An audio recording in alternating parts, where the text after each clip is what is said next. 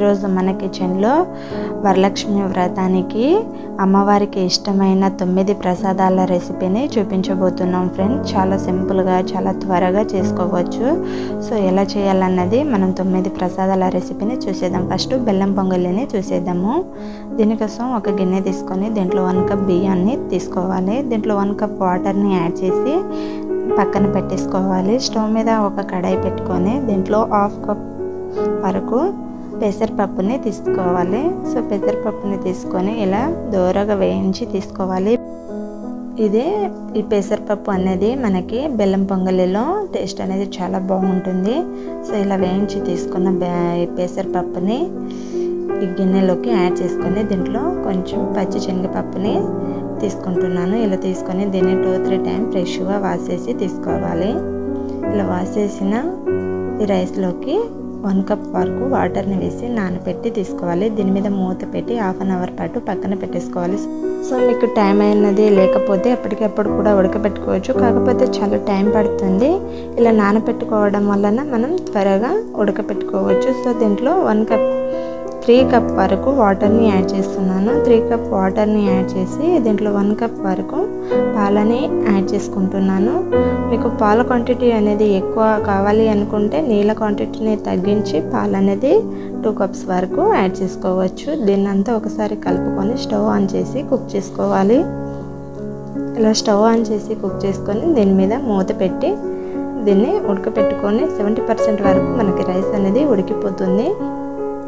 So నాకైతే ఇది 70% వరకు ఉడికింది. దీంట్లోకి నేను 1.5 కప్ వరకు బెల్లాన్ని యాడ్ చేస్తున్నాను. స్వీట్నెస్ ఎక్కువ కావాలి అంటే 2 కప్స్ వరకు బెల్లాన్ని యాడ్ చేసి తీసుకోవచ్చు. దీన్ని అంతా ఒకసారి కలుపుకొని బెల్లం అనేది పూర్తిగా కరిగేంత వరకు కుక్ చేసుకోవాలి. దీన్ని మంచి ఫ్లేవర్ కోసం ప్రసాద కోసం నేను కొంచెం ఇలాచీ పౌడర్ని యాడ్ చేస్తున్నాను. ఇలా ఇలాచీ పౌడర్ని యాడ్ చేసి ఇదంతా ఒకసారి కలుపుకొని బెల్లం అనేది కంప్లీట్గా కరిగిపోయాక మనకి ఈ క్వాంటిటీలో మెత్తగా ఉడికినాక స్టవ్ ఆఫ్ చేసి తీసుకోవాలి. సో కంప్లీట్గా ఉడికేసిందండి మనకైతే. దీన్ని స్టవ్ ఆఫ్ చేసి ఒక బౌల్ తీసుకొని బౌల్లోకి సర్వ్ చేసుకోవాలి. చాలా సింపుల్గా పాలు విరగకుండా చాలా తొందరగా బెల్లం పొంగలిని మనం ప్రిపేర్ చేసుకోవచ్చు. సో కంప్లీట్గా ఇలా బౌల్లోకి యాడ్ చేసేసి దీన్ని మనం నెయ్యితో పోపు వేసుకున్నట్లయితే టేస్ట్ అనేది చాలా బాగుంటుంది బెల్లం పొంగలికి. నేనైతే కొంచెం నెయ్యి, బాదం, జీడిపప్పు, కిస్మిస్, జీలకర్ర అనేది వేసి ఇలా పోపు వేసి తీసుకున్నాను. ఇలా వేసి దీన్ని మనం వేసిన ఈ బెల్లం పొంగలిలోకి అంతా కలిసేటట్టుగా ఒకసారి స్పూన్ తీసుకొని అంతా కలుపుకొని తీసుకోవాలి. ఇలా కలుపుకొని తీసుకొని మనం ఏ ప్రసాదానికైనా ఈ ప్రసాదం ప్రిపేర్ చేసి ఇవ్వచ్చండి. అమ్మవారికి అయితే ఈ ప్రసాదం చాలా చాలా ఇష్టం అంటూ ఉంటారు కదా. సో బెల్లం పొంగలి ప్రసాదం రెసిపీ అనేది మనకి రెడీ అయిపోయింది కదా. సో లేట్ చేయకుండా నెక్స్ట్ రెసిపీని చూసేద్దాం. సెకండ్ రెసిపీని చాలా సింపుల్గా ఎంతో టేస్ట్కరమైన బెల్లం పొంగలి రెడీ అయిపోయింది.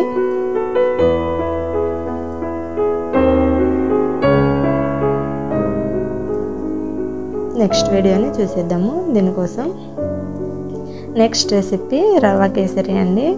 ఈ స్వీట్నెస్ అనేది చాలా తొందరగా తక్కువ టైంలో ప్రిపేర్ చేసుకోవచ్చు. ఎలా చేయాలనేది వీడియోలో చూసేద్దాము. దీనికోసం స్టవ్ మీద ఒక కడాయి పెట్టుకొని దీంట్లో 1 టేబుల్ స్పూన్ ఆయిల్ని వేసుకొని 1 కప్ వరకు బొంబాయి రవ్వని తీసుకోవాలి. అదే మనం ఉప్మా రవ్వ అంటాం కదా. సో దీన్ని ఇలా ఫ్రై చేసుకొని తీసుకోవాలి. కొంచెం దోరగా ఫ్రై అయ్యేంత వరకు ఇలా కలుపుకుంటూ ఫ్రై చేసుకోవాలి. ఇలా ఫ్రై చేసుకొని మధ్య మధ్యలో కలుపుకుంటూ ఇలా దోరగా ఫ్రై అయ్యాక నేనైతే కొన్ని వాటర్ని హీట్ చేసి తీసుకున్నాను. బాగా హీట్ అయిన వాటర్ని మనం ఈ రవ్వ కేసరిలో యాడ్ చేసి ఇదంతా ఒకసారి కలుపుకొని దీన్ని 2-3 మినిట్స్ వరకు కుక్ చేసుకోవాలి. ఈ క్వాంటిటీలో వచ్చాక దీంట్లో నేను కొంచెం ఫుడ్ కలర్ని ఆడుతున్నాను, కలర్ఫుల్గా ఉండడానికి. స్వీట్నెస్ అనేది మీరు ప్రసాదానికి వాడేటప్పుడు మాకు ఇష్టం లేదు అంటే స్కిప్ చేయొచ్చు. సో ఇలా కంప్లీట్గా కలిసిపోయినాక దీంట్లో 1/2 కప్ వరకు చక్కెరని యాడ్ చేసుకొని అంతా ఒకసారి కలుపుకోవాలి. దీంట్లో మీరు కావాలంటే కొంచెం ఇలాచీ ఫ్లేవర్ని కూడా యాడ్ చేయొచ్చు. నేనైతే చేయట్లేను. సో ఇలా కంప్లీట్గా కుక్ చేసుకోవాలి. 1-2 మినిట్స్ మధ్య మధ్యలో కలుపుకుంటూ కుక్ చేసుకొని స్టవ్ ఆఫ్ చేసి పక్కన పెట్టేసుకొని దీన్ని పోపు వేసుకోవాలి. కొంచెం నెయ్యి వేసి కిస్మిస్, జీడిపప్పులు వేసి పోపు వేసుకున్నట్లయితే నెయ్యితో ఈ స్వీట్కి టేస్ట్ అనేది ఇంకా రెట్టింపు అవుతుంది, చాలా బాగుంటుంది. ఇది మంచిగా ఫ్రై చేసుకొని దీన్ని స్వీట్లోకి యాడ్ చేసుకోవాలి. ఇలా స్వీట్లోకి అంతా కంప్లీట్గా యాడ్ చేసుకొని ఒకసారి జీడిపప్పు కిస్మిస్ అనేది అంతా కలుపుకొని తీసుకొని ఒక బౌల్లో సర్వ్ చేసుకొని ప్రసాదానికి రెడీ చేసుకోవచ్చు. మరి నెక్స్ట్ రెసిపీ వచ్చేసి పెరుగన్నం అండి. ఈ పెరుగన్నం అంటే ఇష్టపడని వాళ్ళు ఉండరు కదా, సో ఎలా ప్రిపేర్ చేయాలన్నది ఈ వీడియోలో చూసేద్దాము. దీనికోసం కొంచెం వేడి రైస్ని తీసుకోవాలి. వేడి రైస్ అయితే మనం దీన్ని మెత్తగా చేసుకోవడానికి బాగుంటుంది, అందుకోసం నేనైతే వేడి రైస్ని తీసుకుంటున్నాను. ఒక గిన్నె లేదా ఒక గ్లాస్ తీసుకొని దీన్ని ఇలా రైస్ని మెత్తగా చేసుకొని తీసుకున్నట్లయితే ఈ పెరుగన్నానికి బాగుంటుంది. ఇలా మెత్తగా చేసుకొని తీసుకోవాలి కంప్లీట్గా. దీంట్లోకి 1 కప్ కాల్చి చల్లార్చిన పాలని తీసుకోవాలి.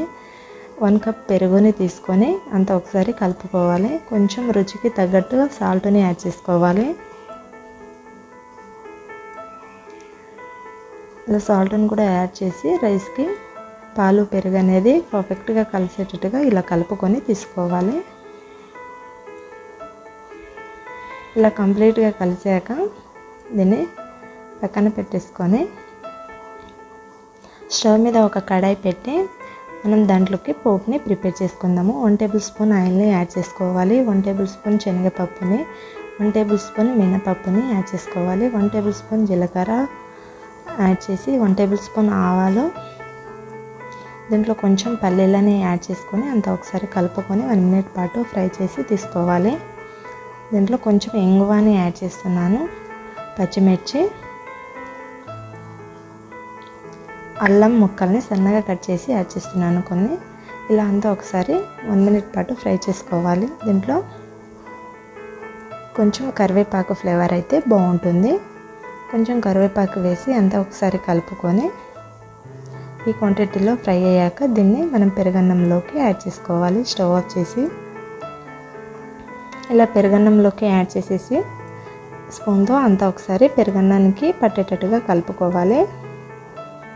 ఇలా కంప్లీట్గా కలిపేసుకొని మనం ఏ ప్రసాదానికైనా ఈ పెరుగన్నం అనేది ఇంట్లో చాలామంది ఇష్టపడుతూ ఉంటారు కదా, సో దీన్ని ఇలా సింపుల్గా ప్రిపేర్ చేసుకోవచ్చు. సో నెక్స్ట్ రెసిపీ వచ్చేసి మనకి లెమన్ పులిహోర అండి. ఈ పులిహోర మనకి ఏ గుడిలో అయినా పంచుతూ ఉంటారు. దీన్ని మరింత టేస్టీగా ఎలా ప్రిపేర్ చేయాలనేది వీడియోలో చూసేద్దాం. దీనికోసం కొంచెం రైస్ని ఇలా వేడిగా ఉన్న రైస్ని పొడిలాడుతూ చల్లారేటట్టుగా ఒక ప్లేట్లో పెట్టి పక్కన పెట్టేసుకొని స్టవ్ మీద ఒక కడాయి పెట్టుకొని దీంట్లో 1 టేబుల్ స్పూన్ ఆయిల్ వేసుకొని కొంచెం పల్లీలని యాడ్ చేసుకోవాలి.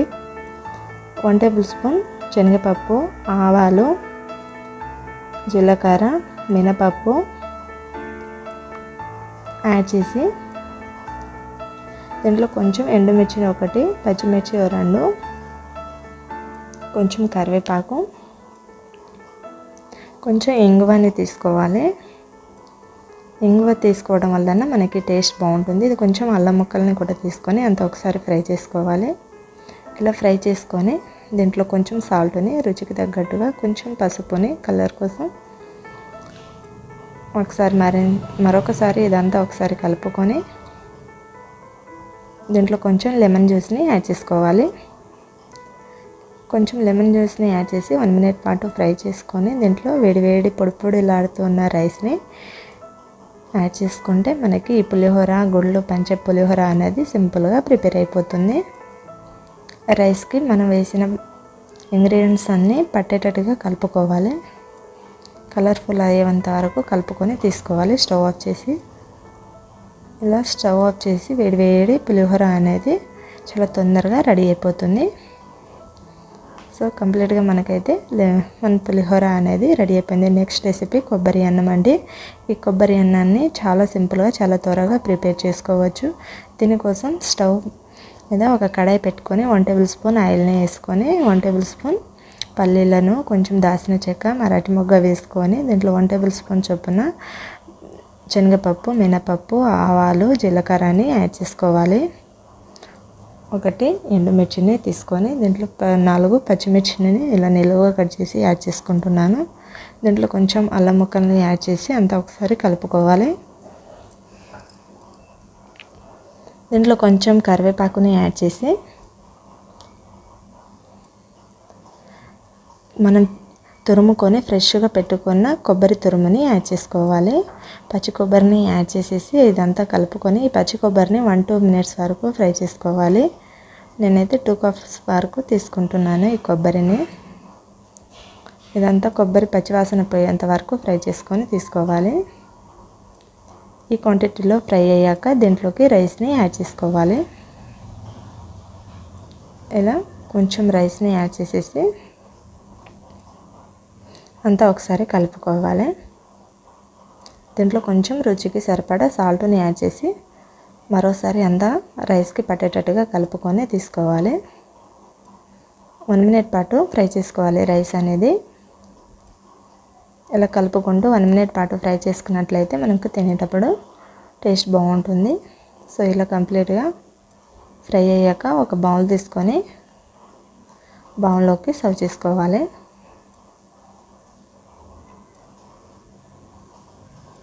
ఇలా కంప్లీట్గా బౌల్లోకి సర్వ్ చేసుకొని తీసుకున్నట్లయితే మనకి వేడి వేడి కొబ్బరి అన్నం అనేది కూడా రెడీ అయిపోయింది కదా. దీన్ని చాలా సింపుల్గా చాలా తక్కువ టైంలో ఎలాంటి ఇంగ్రీడియంట్స్ లేకుండా చాలా ఈజీగా చేసుకోవచ్చు. సో నెక్స్ట్ రెసిపీని చూసేద్దాము. నెక్స్ట్ రెసిపీ పెరుగు వడ అండి. ఈ పెరుగు వడని ఇలా కనుక చేసుకున్నట్లయితే టేస్ట్ బాగుంటుంది. సో దీనికోసం నేను మినపప్పుని నైట్ నానబెట్టి తీసుకున్నాను. చూడండి, మినపప్పు అనేది మనకి కంప్లీట్గా చాలా బాగా నానిపోయింది. దీన్ని ఒక మిక్సీ జార్ తీసుకొని మిక్సీ జార్లో కంప్లీట్గా ఇలా తీసి యాడ్ చేసుకోవాలి. మిక్సీ జార్లోకి ఇలా కంప్లీట్గా యాడ్ చేసేసి దీనికి మూత పెట్టి మెత్తగా గ్రైండ్ చేసి తీసుకోవాలి. వాటర్ అనేది యాడ్ చేయకుండా గ్రైండ్ చేసుకున్నాం అనుకోండి, మనకి గారెలు అనేది చాలా బాగుంటాయి. దీంట్లో రుచికి తగ్గట్టుగా సాల్ట్ని యాడ్ చేసుకోవాలి. మీ దగ్గర గ్రైండర్ ఉన్నట్లయితే గ్రైండర్లో కూడా గ్రైండ్ చేసుకోవచ్చు. సో స్పూన్తో ఇలా ఒకే వైపు తిప్పుకుంటూ మనం ఈ పిండిని కన్సిస్టెన్సీలో వచ్చేంత వరకు కలుపుకోవాలి. పిండి అనేది పర్ఫెక్ట్గా కలుపుకుంటే మనకి బాగుంటుంది. సో అలా కలుపుకొని పక్కన పెట్టేసుకొని ఒక బౌల్ తీసుకొని 1-2 కప్ వరకు పెరుగు, కొంచెం సాల్ట్ని తీసుకొని ఒక స్పూన్తో బాగా కలుపుకోవాలి. ఇలా స్పూన్తో కలపనికి రాని వాళ్ళకి దీంట్లో కొంచెం వాటర్ యాడ్ చేసి, స్పూన్తో కలపనికి రాని వాళ్ళకి మిక్సర్ తీసుకొని అయినా మనం దీన్ని కలుపుకోవచ్చు. ఇలా దీంతో అయితే మనకి ఎలాంటి ఉండలు లేకుండా పెరుగు అనేది చాలా పర్ఫెక్ట్గా రెడీ అయిపోతుంది. సో అలా రెడీ అయిపోయిన పెరుగుని పక్కన పెట్టేసుకొని స్టవ్ మీద ఒక పోపు గంటె పెట్టుకొని దీంట్లో 1 టేబుల్ స్పూన్ అయినాయి, 1 టేబుల్ స్పూన్ చొప్పున శనగపప్పు, ఆవాలు, జీలకర్ర, కొంచెం పచ్చిమిర్చిని, కొంచెం కరివేపాకుని యాడ్ చేసి ఒక ఎండుమిర్చి వేసి దీన్ని ఇలా దూరగా ఫ్రై చేసుకొని మనం ఈ పెరుగులో కొంచెం కొత్తిమీర యాడ్ చేసి మనం పోపు చేసి పెట్టుకున్న పోపుని దీంట్లోకి యాడ్ చేసుకోవాలి. యాడ్ చేసుకొని అంతా ఒకసారి కలుపుకోవాలి. ఇలా కంప్లీట్గా కలుపుకున్నామంటే ఎంతో టేస్ట్కరమైన పెరుగు వడల కోసం పెరుగు రెడీ అయిపోయింది. పెరుగుని పక్కన పెట్టేసుకొని మనం పిండి అనేది కొంచెం వాటర్లో వేసి చూస్తే ఇలా పైకి వచ్చినట్లయితే మనకి పిండి కన్సిస్టెన్సీ పర్ఫెక్ట్గా ఉన్నట్టే అండి. చేతికి కొంచెం వాటర్ని అప్లై చేసుకొని ఇలా చేయితో వడలు చేసినట్లయితే మనకి ఈజీగా వచ్చేస్తుంది. సో మీకు చేయితో చేయనికి రాని వాళ్ళు చిన్న బౌల్ ఉన్నా, చిన్న గంటె ఉన్నా దాని మీద చేసి కూడా యాడ్ చేసుకోవచ్చు. ఫస్ట్ టైం రాని వాళ్ళైతే, నేనైతే ఇలా చేయితోనే చేసుకుంటున్నాను. ఇలా కంప్లీట్గా చేయితో చేసేసి తీసుకోవాలి. మనకి ఎన్ని కావాలంటే అన్ని. దీన్ని 1 మినిట్ పాటు తర్వాత దీన్ని ఇలా రిటర్న్కి టర్న్ చేసుకోవాలి. ఏమంటే చేయకూడదు.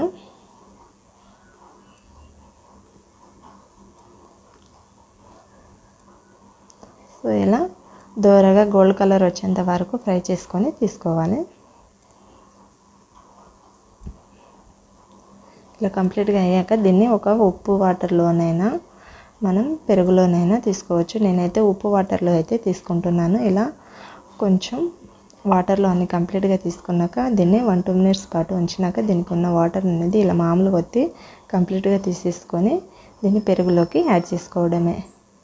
ఇలా పెరుగులోకి యాడ్ చేసేసి మనకి ఎప్పుడు కావాలంటే అప్పుడు తినేయచ్చు. చాలా ఈజీగా, చాలా సింపుల్ ప్రాసెస్లో పెరుగు వడ ప్రసాదం అనేది రెడీ అయిపోయిందండి. ఇలా కనుక చేసి పెడితే అమ్మవారికి చాలా ఇష్టంగా ఉంటుంది. సో నెక్స్ట్ రెసిపీ వడల్ని అదే పిండిలో మనం అల్లం గారెల్ని ఎలా ప్రిపేర్ చేయాలనేది చూస్తాను. దీంట్లో కొంచెం అల్లం ముక్కల్ని, కరివేపాకుని, కొంచెం పచ్చిమిర్చి, జీలకర్రని యాడ్ చేసి దీంట్లో కొంచెం కొత్తిమీరని తీసుకుంటున్నాను.